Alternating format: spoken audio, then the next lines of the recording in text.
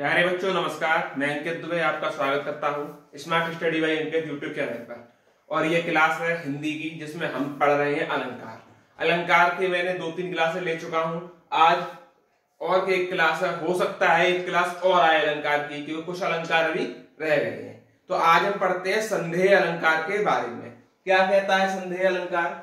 जहां अति सादृश्य के कारण उपमेय और उपमान में अनिश्चय की स्थिति बनी रहे, अर्थात जब उपमेय में एक वस्तु का संशय उत्पन्न हो जाए, ठीक, यानी कि उपमेय उपमान में क्या संशय बना रहे कि ये है कि ये है, समझ में नहीं पाए। जैसे सारी बीच नारी है या नारी बीच सारी है, कि सारी ही नारी है या नारी ही सारी है। अब बड़ा कंफ्यूजन है, सारी नारी है कि नारी सारी है। तो क्या हो रहा है? संदेह हो रहा है कि सारी नारी है या नारी सारी है। तो इस तरीके के जो अलंकार है वो क्या है? संदेह अलंकार कहलाते हैं। आपको उदाहरण पढ़ते ही संदेह उत्पन्न हुआ कि सारी नारी है कि नारी सारी है। ठीक, आगे बढ़ते हैं। दृष्टांत अलंकार ये क्या है? जहां किसी बात को स्पष्ट करने के लिए उदाहरण सहित प्रस्तुत किया जाए, यानी किसी बात को प्रस्तुत करें, समझ में डायरेक्ट नहीं आए, हम उसे उदाहरण देकर समझाएं। जैसे जो रहीम उत्तम प्रकृति का कर सकत कुसंग, चंदन विष व्याप्त नहीं लिपटे रहत भुजंग। इसका मतलब क्या है? उत्तम प्रकृति भी बता रहा है और कह रहा है कर सकत कुसंग, यानी कि बुरा कार्य, उत्तम प्रकृति का बुरा कार्य कैसे कर सकता है? तो किसी को विश्वास नहीं होगा। फिर और उदाहरण बताया है कि चंदन विष व्याप्त नहीं लिपटे रहत भुजंग।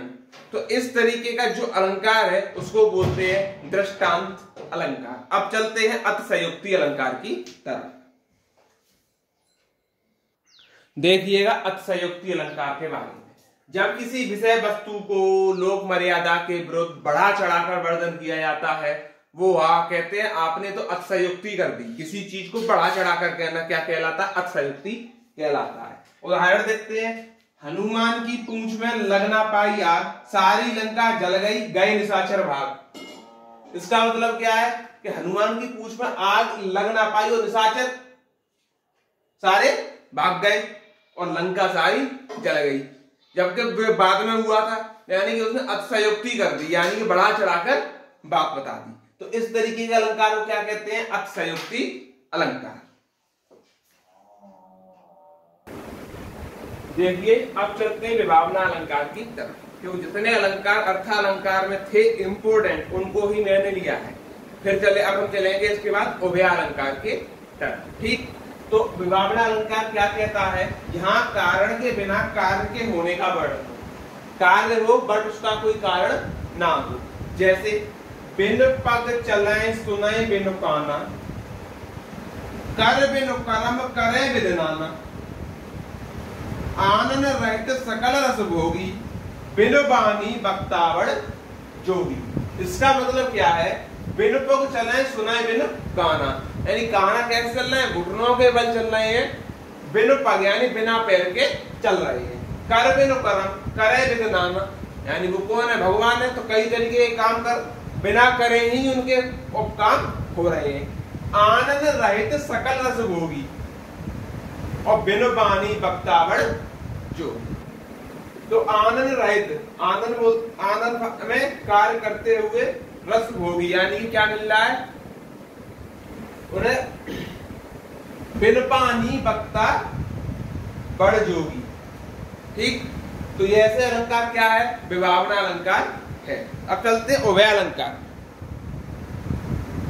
देखिए उभय अलंकार से आज तक प्रश्न तो एग्जाम में आया नहीं है। जैसा एग्जाम का पैटर्न बदल रहा है तो हो सकता है उभय अलंकार से एक आध क्वेश्चन पूछ लिया जाए, इसलिए मैंने उभय अलंकार को ले लिया है। उभय अलंकार के दो भेद हैं, संकर अलंकार और संतुष्टि अलंकार। ठीक, तो उभय अलंकार को समझते हैं वन बाई वन।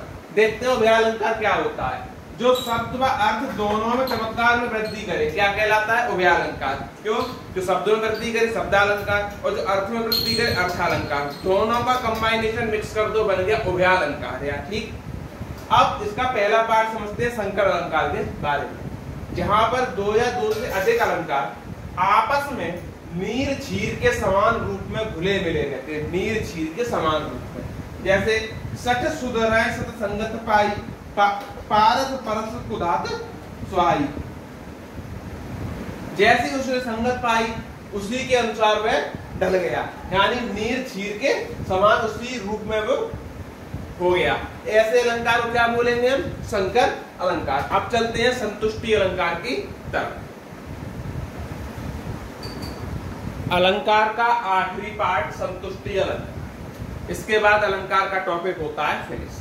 समझते हैं संतुष्टि अलंकार क्या है। जहां दो या दो से अधिक अलंकार परस्पर मिलकर भी संतुष्ट रहें, क्या कहलाता है? संतुष्टि अलंकार।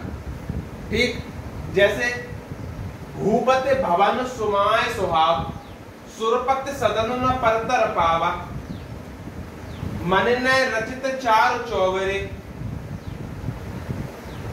जनरत पते निज हाथ सवारी। यानी कि चारों में कोई मेलजोल लग रहा है। वैसे क्या होता है, तो दोहे होते हैं तो उनका लास्ट वाले वर्ड में एक मैच करता है लास्ट का अक्षर निकलने पर। अब देखिए, भूपति में भा, भवन में भा, यानी कि व्यंजन वर्ड की आकृति, सा की आकृति, सु सा, यहाँ भी सा की आकृति हुई है, पर चलो यहाँ पे मात्रा है तो यहाँ पे काउंट नहीं करते, लेकिन दो जगह दो वर्ण की बार बार आकृति हो गई है। तो यहाँ अनुप्रास अलंकार भी है और प्लस संतुष्टि अलंकार भी है। दो अलंकार क्या हुए? मैच हुए। क्या कहलाए? संतुष्टि अलंकार।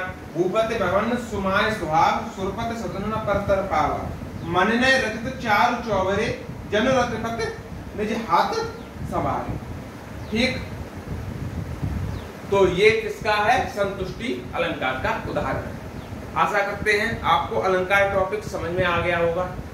और अब अगला टॉपिक जो है वो हम लेके चलेंगे आपका छंद टॉपिक। छंद टॉपिक क्या है उसके बारे में भी हम बता देंगे। छंद टॉपिक सबसे आसान टॉपिक माना जाता है काव्य सौंदर्य की तरफ। क्यों? क्योंकि उसमें मात्राएं गिनना आना चाहिए।